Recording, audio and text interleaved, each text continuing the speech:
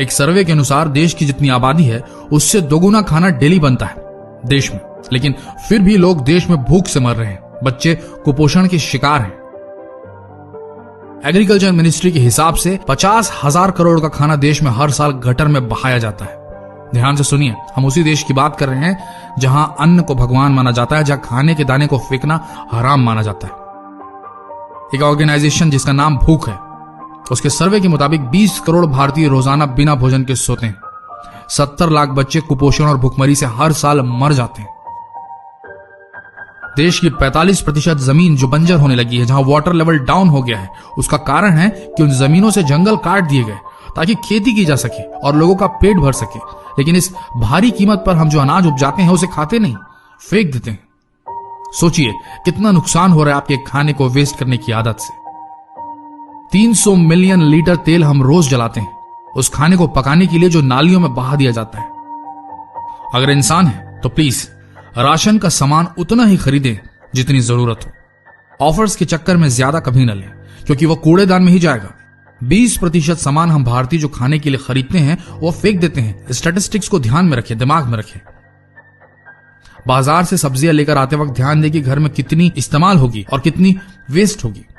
हरी साग भाजियों को पहले बनाकर खत्म करें, अन्यथा फेंकने में जाएगी। दिन का खाना बच गया है तो उसे रात में ही फ्रिज से निकालकर इस्तेमाल कर लें। दूसरे दिन का प्लान करेंगे तो खराब हो सकता है। रात में बचे तो उससे ब्रेकफास्ट कर लें।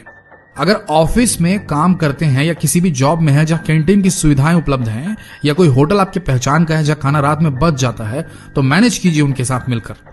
कांटेक्ट कीजिए अपने आसपास के एनजीओस को, वो हेल्प करेंगे ये खाना जरूरतमंदों तक पहुंचाने के लिए। शादी पार्टियों में भी ये चीज की जा सकती है।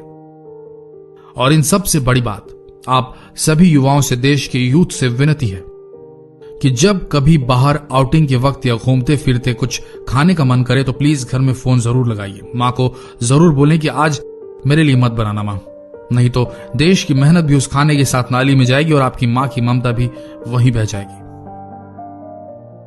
जहां से हूं वहां की बात करता हूं, भारत का रहने वाला हूं, भारत की कहानी कहूंगा। एक कहावत है मेरे देश में, जहां अन्न का अपमान होता है वहां लक्ष्मी नहीं आती। जिस घर में खाने की बेइज्जती होती है वहां बरकत नहीं होती। तो इतना ही कहेंगे, उतना ही ले थाली में कि व्यर्थ ना जाए नाली में। भोजन खाने के लिए है, फेंकने के लिए नहीं। जहां की चीज है ना वहीं रखनी चाहिए। और ये वीडियो शेयर करने के लिए है, देखकर भाग जाने के लिए नहीं, क्योंकि आप तो भाग जाएंगे पर आपकी अंतरात्मा कचोटती रहेगी आपको।